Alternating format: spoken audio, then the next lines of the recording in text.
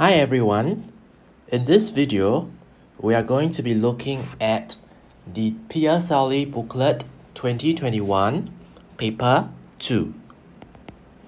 So again, please make sure that you have your green pen ready to do some marking as well as corrections.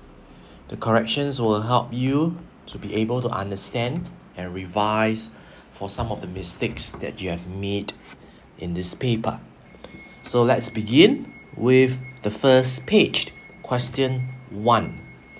Now question 1 says this: use all the digits 5, 6, 0, 9 to form the largest 4-digit odd number.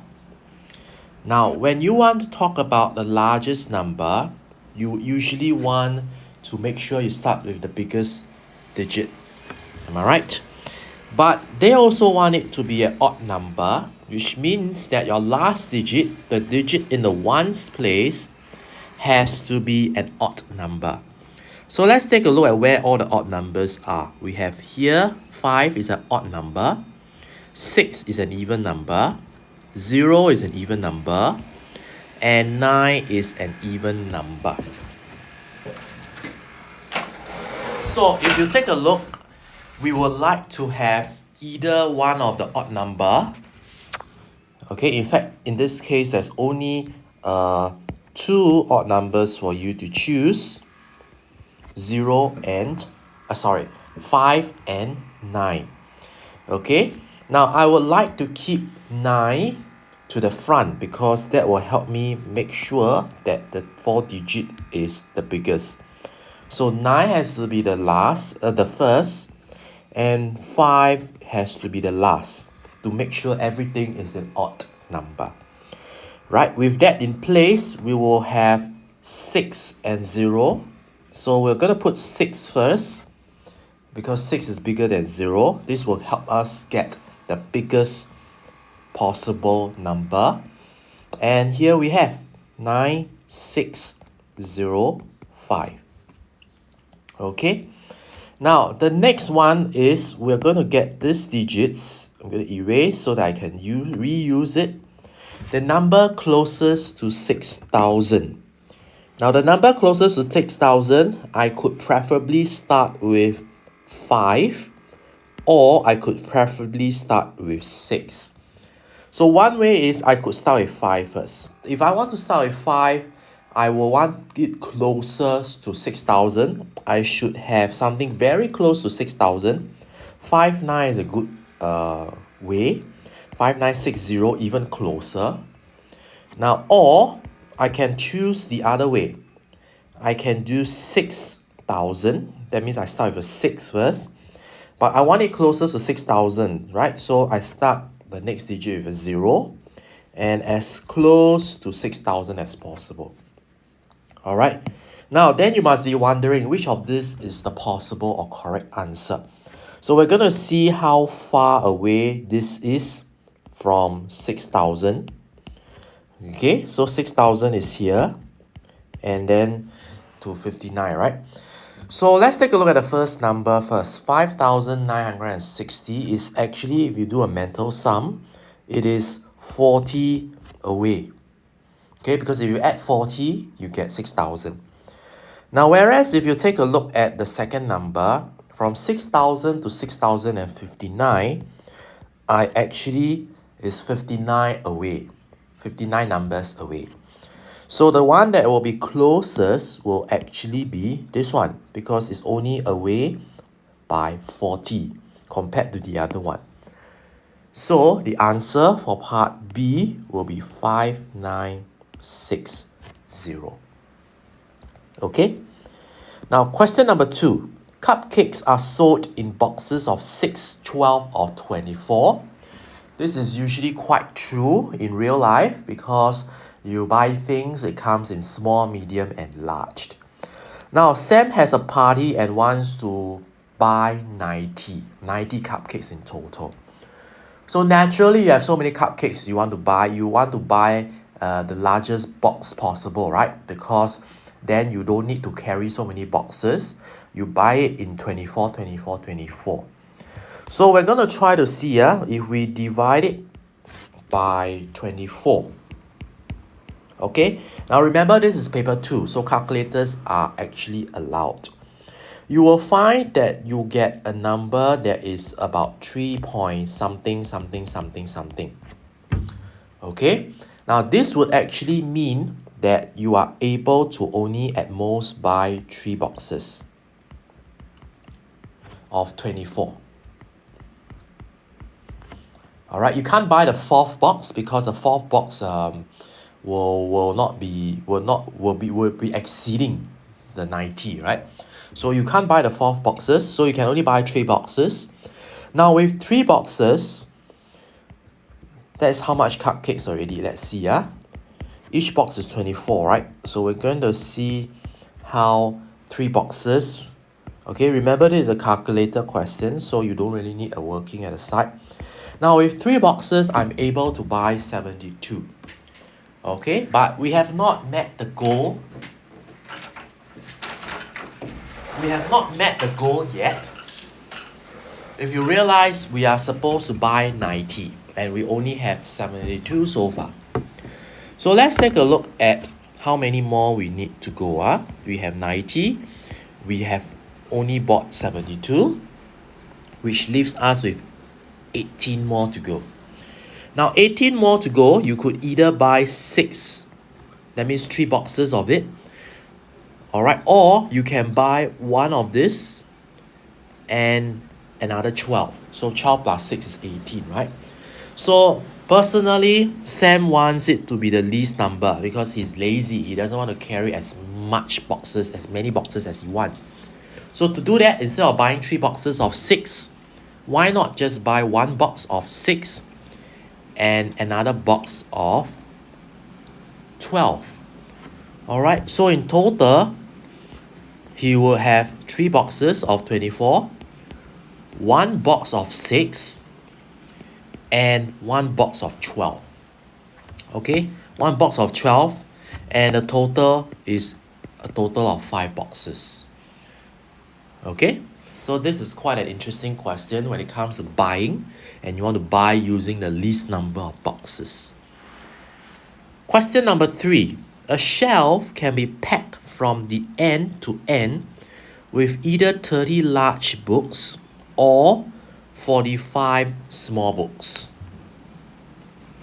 Okay, now what this means is that I can either have 30 large books because they are really big, I can only squeeze in 30, or I can squeeze in 45 small books. Alright, if I take out all the 30 large books, I can fit in more smaller books. So this makes sense, right? 30 large books is the same size as 45 small books. Okay, now what I could do is I can try to reduce this number. This is like a ratio, 30 is to 45. Am I right? So let's try to simplify this ratio. And upon simplifying, I got this 2 is to 3. What does 2 is to 3 means? It means that if I have 2 large books, I can exchange them for 3 small books. This is the meaning. If I take out 2 large ones, I can put 3 small books back inside.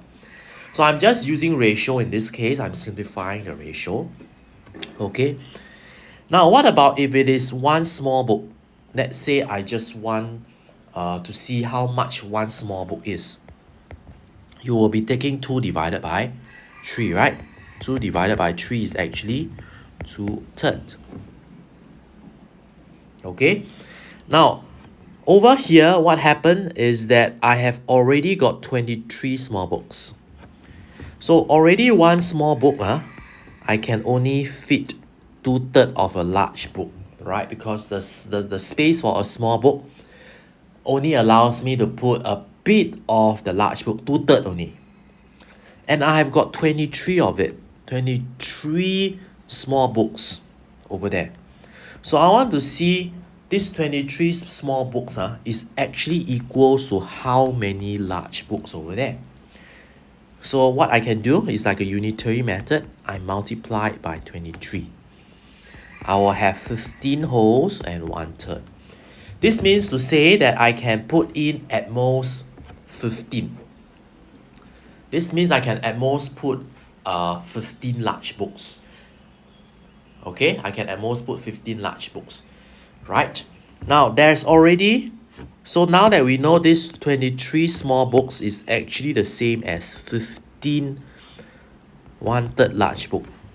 So I'm going to reread this sentence here. There are 3 large books now.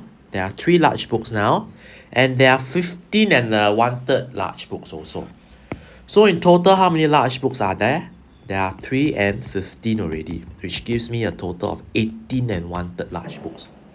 Now, of course, books cannot be just 1/3, right? It's funny. So I'm going to round it up to 19 large books. So now remember at the start, we said that this shelf can only carry up to 30 large books. So we already have kind of like a 19 large book inside already. We have taken out the small books, we replaced it with the large book. We have got 30 as the capacity. All we need to do is to minus those 19 smaller ones, 19 larger ones, and we'll be able to find out how many large books we can still put.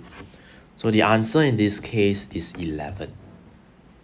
Okay, this takes a little bit of time to understand. So if you would like to, you can repeat the video, this part here, and see if you are able to understand this question. Alright, now if not, I'm going to go on to question number 4. Now question number 4, I see a bar graph. So let's see what the question is about. Students only play one kind of a sport. They either do basketball, football, or handball. Now 1/3 of them do football. The number of people who played handball was half the number who played basketball. Now if you recall, when I talk about this in the exam or in the class, I said that you have a fraction here that is stuck between 2 nouns. Then this reminds you that you have to do something, right? That this is actually just telling you the top numerator refers to the item on the left, and the number below, the denominator, represents the noun on the other one. So now we have a very good clue. Alright, we now know that the handball is 1 unit. And the basketball is 2 units. Alright, now this is because of the fraction, right? The fraction tells me so, 1 unit, 2 unit. Now this means that people seem to like which sport more, handball or basketball? They seem to like basketball more, am I right? Now basketball seems to be twice, if you realize, 1 unit compared to 2 units. So it seems that more people, double the people likes basketball. So if you look at the bar graph here, are you able to tell which one has 1 unit and which one has the other 2 units? The double? Basically, it is this one, right? This one is 1 unit. Can you tell where is the other one with double the unit, 2 units?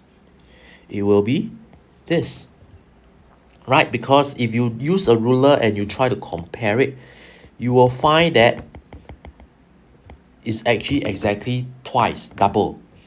So this is a very good clue to tell us that the handball must be this one, the basketball must be this one, and the center one must be the last sport, which is football. Alright, so this is how we play by the proportion. Okay, so that answers part A.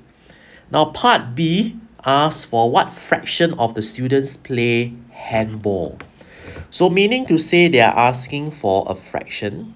They want number of people who plays handball over the total. That means everyone. Okay. Now the thing is, you still do not know how much is the football. Right? We still do not know how many units makes up the football. So we will need the second clue, which is given in the story. 1/3 of them played football. 1/3 of them played football. So this is 1/3. Alright, and let me write it at the side. There are 1/3 of the people who plays football. Alright, now if I could illustrate using the branch, it just means that there are 1/3 of the people who plays football. Then the other branch means people who plays the handball and the basketball. Correct? These two people, these two sports are played by the rest, the remaining, which is 2/3.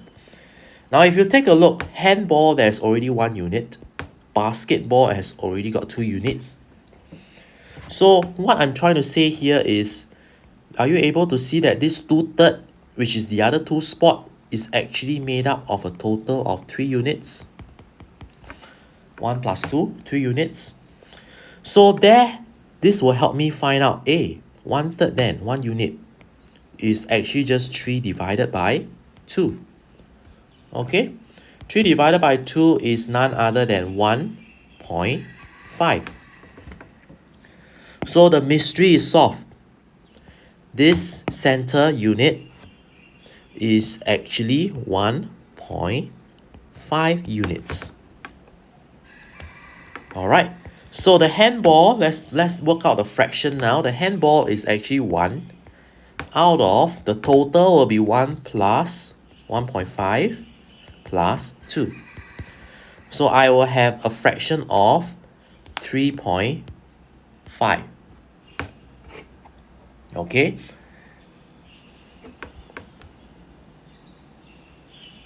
Let me see if I have made any mistakes over here.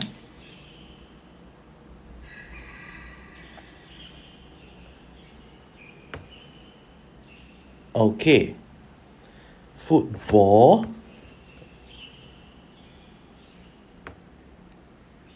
Football and handball is 2/3, yes. And this 2/3 refers to the 3 units. 1/3 must be 3 divided by 2, which is 1.5. Yeah. Okay, I found it. Alright, I added wrongly. 1 plus 1.5 plus 2 is equals to 4.5. Okay, so now I have this fraction 1 over 4.5, which is a little funny because you cannot have decimals in a fraction. So what I'm going to do is I'm going to try to get rid of this 0.5, and doing it is very simple. I just need to multiply it by 2, because 0.5 multiplied by 2 gets me back a whole number. So that's how I arrive at a proper fraction, which the answer is 2 over 9. Okay, so that's for question number 4. Now question number 5. The graph below shows the total number of cards printed by A and B. Alright, now how many more cards did the machine B print compared to machine A in 5 minutes? So let's take a look. Okay, this is 5 minutes. Alright, I'm looking at here, 5 minutes. 5 minutes would be 40, right? So machine A is printing at 40. Now machine B is a little trickier because 5 minutes is actually somewhere in the middle here, right? So if it is somewhere in the middle here, then it must also be in the middle of these 2 numbers. Alright, so then the question will be, what is in between 60 and 30? So what you can do is you can find out the middle by doing this, dividing it by 2. If you add both of the 2 numbers, divide it by 2, you will very quickly get what is the middle number, which in this case is 45. Oh, sorry. I wanted 5 minutes, right? So I have made a mistake here. 5 minutes is somewhere around here. Okay, this is 5 minutes. So Now, let me change the strategy a bit. I'm going to find out the middle between 90 and 60. So to do that, I just have to add both numbers and divide it by 2. This will help me find out what exactly is the middle number. Alright, so the middle number is actually 75. So now let's compare the difference between the two because we are interested to know how many more cards, right? So 75 minus 40 will get us 35 cards in every 5 minutes. Okay? So that's for 5A. Now, so you notice that every 5 minutes, machine B is printing at 35 more cards. So machine B seems to be a lot faster. Right? It seems to be a lot faster. Okay? Now, so we're going to do next thing. We are going to see that, if machine A had printed 200 cards. Now, machine A printed 200 cards. Let's see how long it's going to take. Machine A, 200 means I'm looking at, let's see how long it takes to print 200 cards. It will mean that I have to do a total of 25 minutes. Right? I have to see in 25 minutes how many cards would have printed. So just now we already found out like every 5 minutes the machine is printing at 75 cards. This is for machine B, right? So now we would like to know if I want to take 25 minutes, what is the cards that can be printed? Okay, so this reminds you of unitary method, right? Or a ratio. How does 5 go to 25? You multiply or you divide. In this case, you multiply by 5. So if you do the same, 75 times 5, you will arrive at the number of cards already, 375. Okay, so that's for part B. Alright, so this concludes the first 5 questions of paper 2.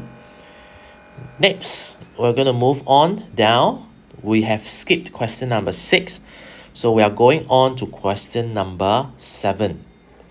Now again, when it comes to angles, remember the first thing you should ever do is to get your highlighters ready.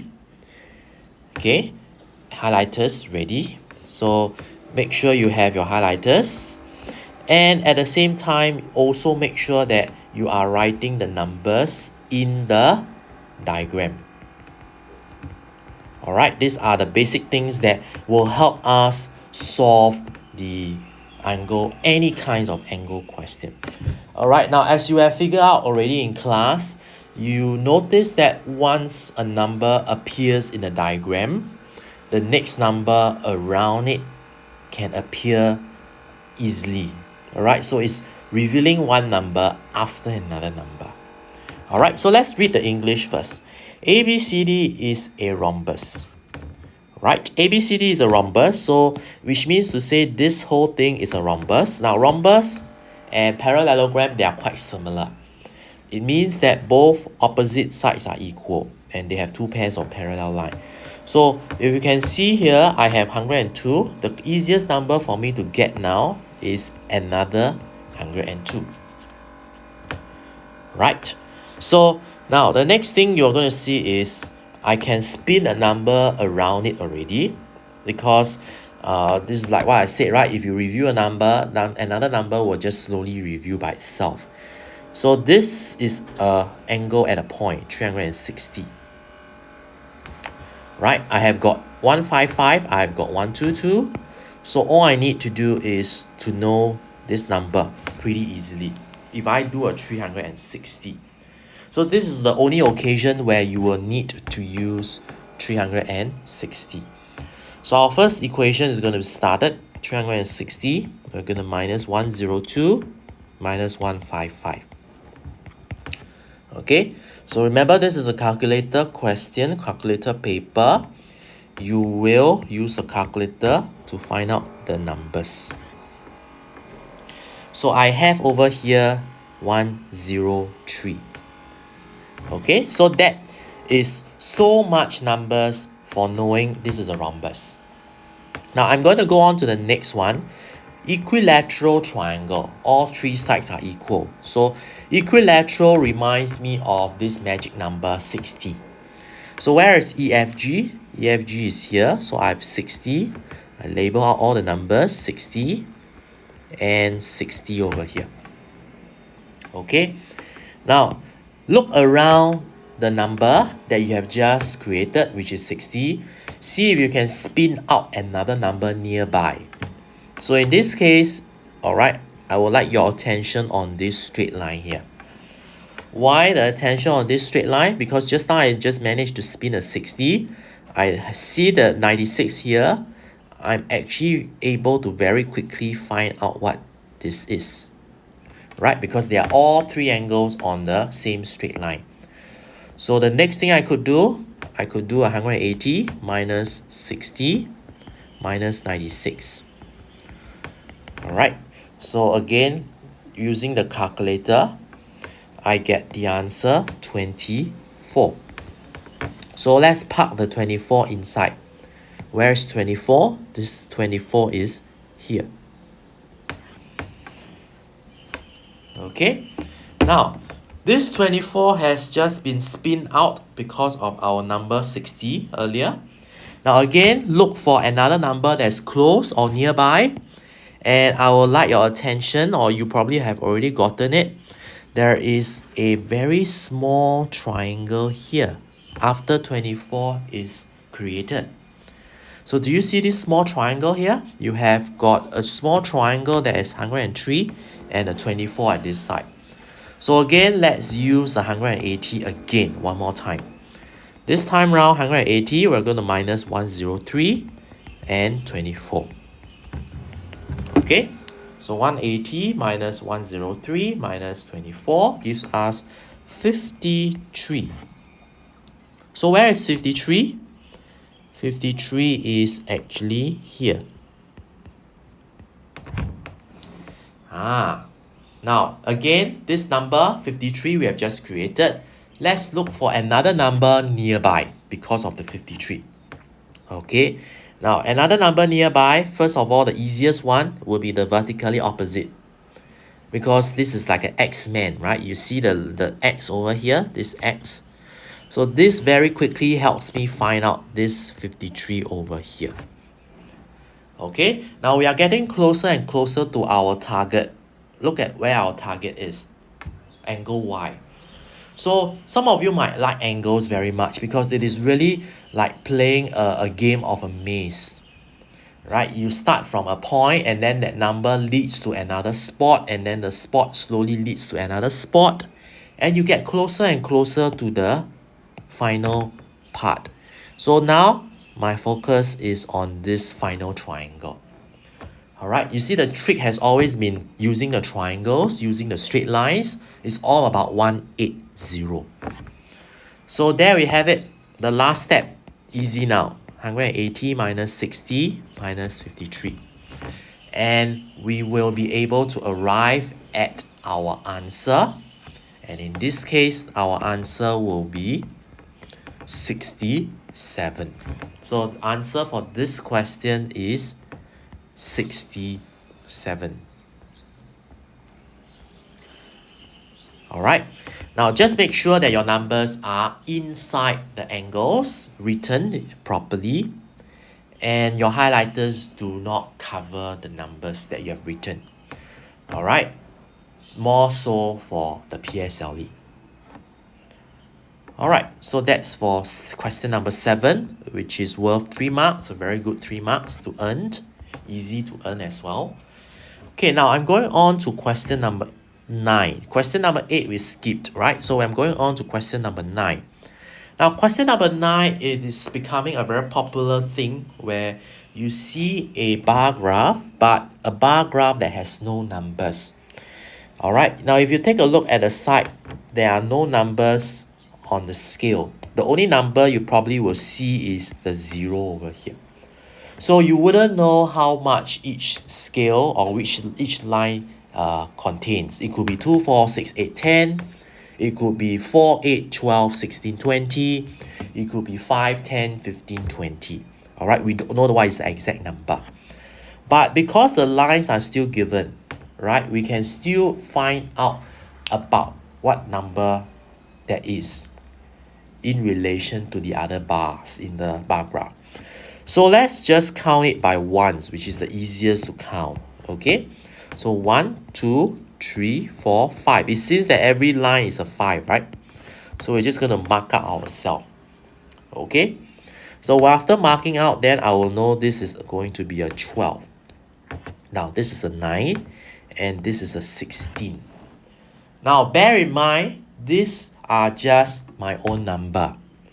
The actual number may not be 12, 9, and 16, right? Because we do not know what is the exact value of each of the line in the bar graph. So what I'm going to do to make sure it's clearer is that this is just simply 12 units. So this 12 units can mean any number. It can mean 24, it can mean 36, it can mean 48. We don't know. But all I know that this is actually just 12 units, this is 9 units, and this is 16 units. But the exact number, I don't know. Okay, so this hopefully helps you see it clearer. It is in units, but they are not shown to us exactly what number it is. Alright, now let's look at what part A is asking. What was the percentage decrease? Means percentage change, right? Go back to the formula again. We want to see how much change over the original times 100. Finding percentages, we always times it by 100, right? So we are interested to know what is the percentage decrease from Jan to February. Now January is a total of 12 units, right? Whereas in February it is 9 units. So can you see how many units have dropped? A total of how many units have changed? 12 minus 9 is 3, right? What was the original amount of units? It is actually 12. That was the original amount of units. And multiplying it by 100. Now, bear in mind that this is also paper 2 calculator. So you will be very able to get out the answer pretty easily. So the answer in this case is 25%. Okay. Now again, bear in mind your units. If you would like to put the units in here, you must make sure you put it on the other side so that it's balanced. Alright. So personally, I would prefer not to put it at all. Because there are people who will tend to forget, put on one side, forgot to put on the other side. Okay. Now, we are going on to part B1. There are 144 more files sold in March than in January. Now let's take a look from the bar graph again. In March, I have 16 units. In January, I have 12 units. So can you see what is the number of different units? The difference in the units are? Part B, 16 minus 12, right? So it's a total extra 4 units. So this 4 units is mentioned in the story that it is 144 more. So you see, this is what I mean by when I say it's all units. Because you don't know the exact number. You only know that in proportion, this is 9 units, this is 12 units, this is 16 units. Right, so let's find one unit. 144 divided by 4, which will give us 36.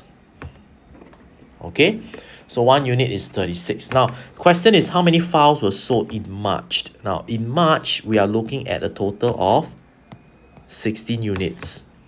So, we are able to solve already with our calculator some more. 16 units will be 16 times 36. So, this would give us the answer, which is 576. Alright, this will give us the answer 576. Now, let's take a look at the next one, part B2. The average number of files sold from January to May was 435. That means after dividing by 5 months, January, February, March, April, and May, 5 months. After dividing by 5, my average is 435. So what I can do, why not let me find out the total number of files from January to May. So what do? I reverse it. Instead of dividing by 5, now I multiply it by 5 to see the total number of files, because 435 is only the average. Okay, so 435 multiplied by 5 gives me 2175. Now because of the space, I'm going to erase the top part so that I can write. Okay, now let's move my numbers up. 2175 just means the total files, right? All the files, the total. All right, dividing it by 5 gets me 435, the average. Now 2175, just now remember we did our 1 unit and so on, was 36. Now this total is from January all the way to May, right? Now the graph on top actually shows us for the first 3 months already, 12 units, 9 units, and 16 units. So why not, let's see, in these first 3 months, how many units, how many total files are we finding? Okay, and we have a total of 37 units. So let's find 37 units. Let's see how much is 37 units. 36 times 37, which will give us 1332. Now, what is the meaning of 1332? It means the total number of files for the first 3 months, the ones that are on the bar graph, 1332. All right, now let's focus on our two numbers. We have 2, this one, and this one. Right, so now are we able to tell how many files were sold in April and May? That means the last 2 months. What we need to do is just to simply subtract them, right? So if we do a 2175 and we subtract 1332, we will be able to know the number of files for the last 2 months. And this is 843. All right, but this is not the answer. Don't be too happy yet. They don't want a total, but they want an average for both months. All right, that means there are 2 months there. These 2 months, I managed to sell files that is 843, right? But I need to divide by the 2 months to see the average. So that's when 843, I'm going to divide it by 2 because there are 2 months. I want to see what is the average per month. So this gives me the answer 421.5. All right, now for average, it is okay to have decimals. Okay, just remember that for average, it is possible to have decimals. So this is for question number 9. Now we go on now to the next few other questions. We have skipped this few and we are going to question number 13. All right, question number 13. Now, question number 13 says this: ABCD is a trapezium with AB parallel to DC. All right, now this is a very important clue, right? Remember, 2 angles between these parallel ones, they will have a partner, right? Husband and wife, and they will get up to 180. So you will use a highlighter to show where these parallel lines are. All right, let's do a very quick revision.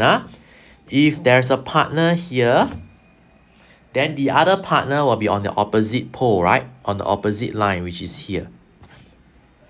All right, similarly, if you have got a partner here,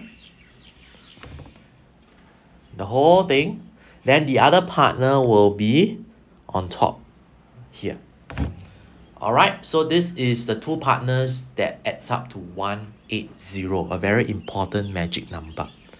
Alright, so with that, I've already got a number in my mind to solve. I've already sourced out and found out, there's one couple here.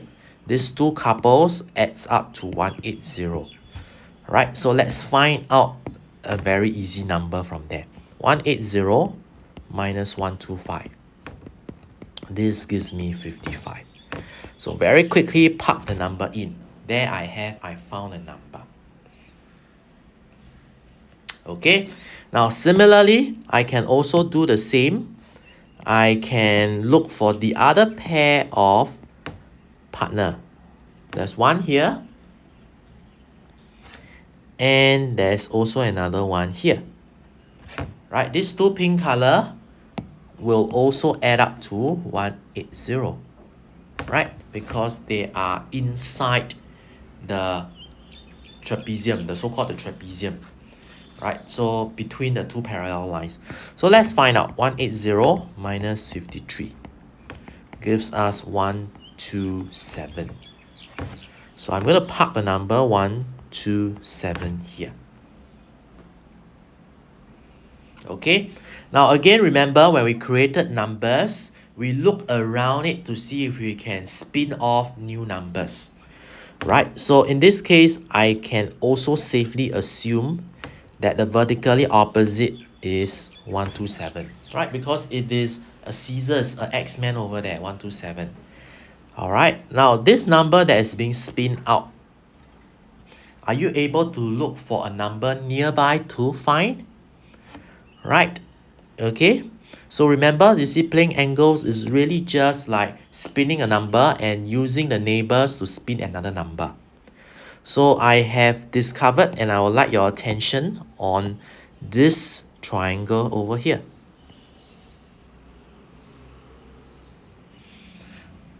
Why this triangle? Because two of the angles are already out. So I'm able to very quickly find out what this whole thing, this black color, this red color one is. Very easily. Right? It is hidden within this triangle here. So what I can do 180 minus 28 minus 127. Okay, so 180 minus 28 minus 127, which will give me 25. So this is just 25. All right, now with this 25 and the arrow over here, this arrow over here refers to everything. This whole thing, including the 25, is actually a total of 94. Okay, this whole thing is actually 94. So since I already found part of it, 25, right? So what I can do, I can find out what exactly this is. If I subtract away the 90, if I subtract away the 94 from the 25, right? So I take 94 minus 25. I'll be able to get the smaller angle below, which is in this case 6, 9. All right. Now let's look for any more nearby numbers. I saw something. I see a straight line. Right, if I can use a color to show you where the straight line is, the scissors also. There's 127 here.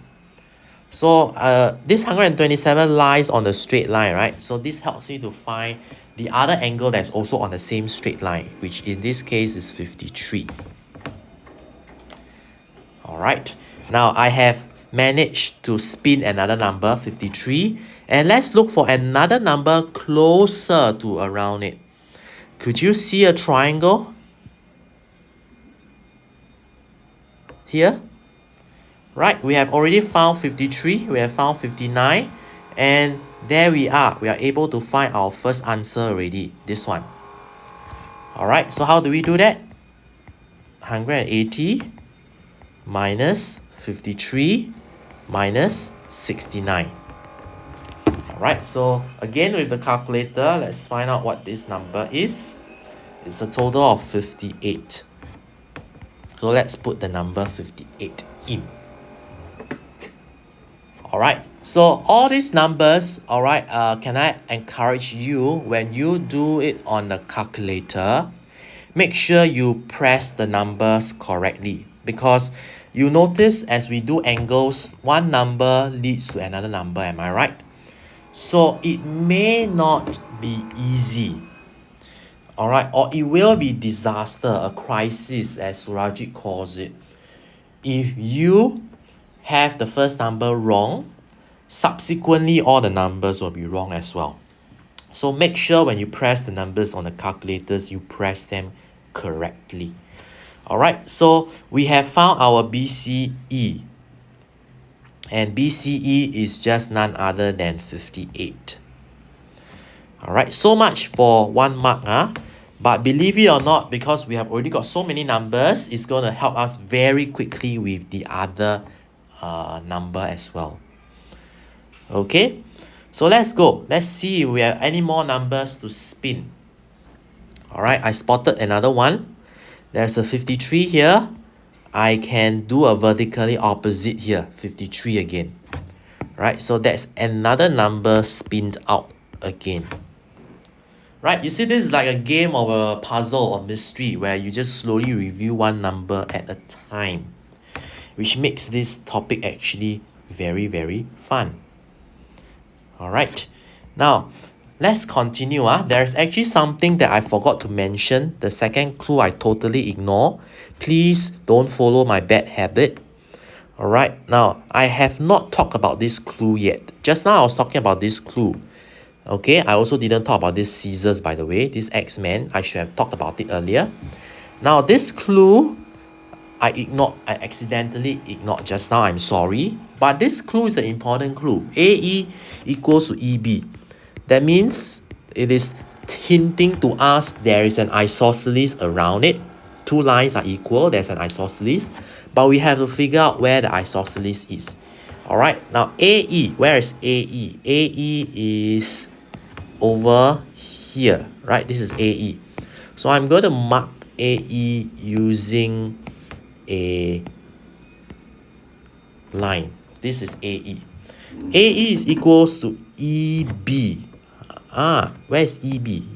EB is here, right? So can you see an isosceles triangle? Where is the isosceles triangle? The isosceles triangle is like this. Can you see that? All right. Now, if you're able to see the isosceles here, then you know this is 25, right? Just now we had a hard time. We managed to find this 25 here. Then that will also tell us this must also be 25, isosceles. Right, so let's put the number 25 in. Okay, now this figure now looks a bit dirty, but really, if I can show you what we are going to focus on now, it is just this isosceles triangle here. So let me draw out this isosceles and show you what we have been doing to make it clearer for you. There's a 25 here, there's a 25 here, right? This was what we found so far. Then our job is to find out this part, this portion here. But in this portion, there's already a 28 cut out.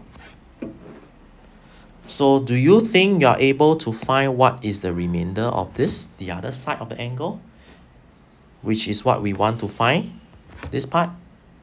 Quite easy already, right? If we know that it's a triangle, we do 180, we minus 25, and minus 28. We will be able to find the final angle in this case. So that will give us the answer of 102. Okay, so we have now found out everything inside this picture.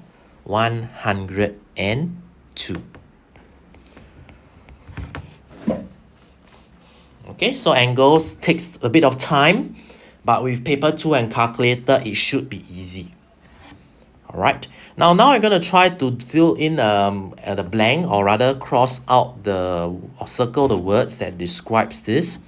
Now AF is, we're going to look at this sentence. AF is it parallel to DC and AC? AF, is it parallel to DC? Let's take a look. AF, is it parallel to DC? Where's AF? AF is here. Is it parallel to DC? Yes, right? So AF is parallel to DC. So AF is parallel to DC, circle.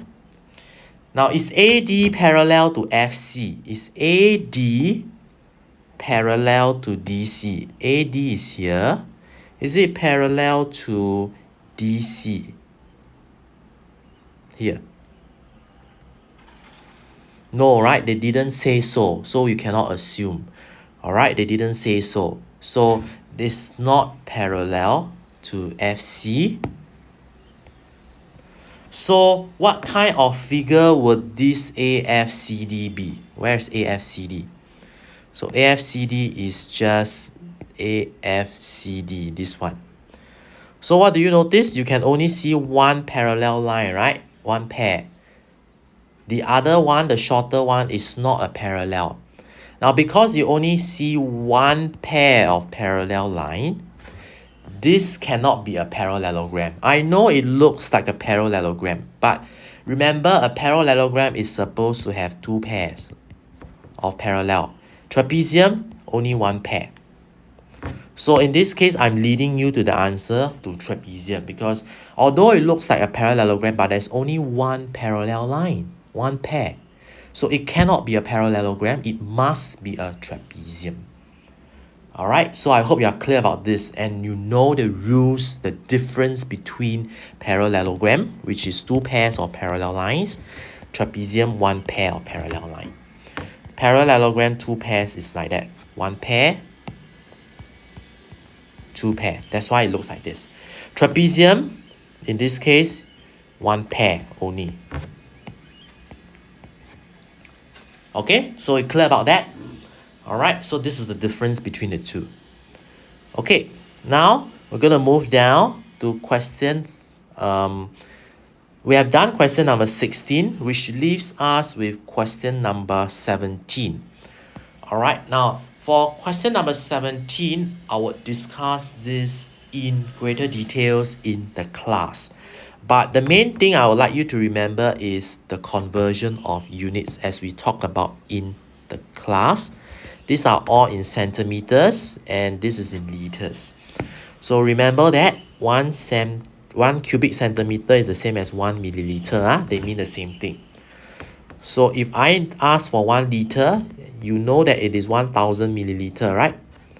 So you must be able to tell me that 1000 milliliters is also the same as 1000 cubic. Alright, so you clear about this, then conversion will be working easy for you.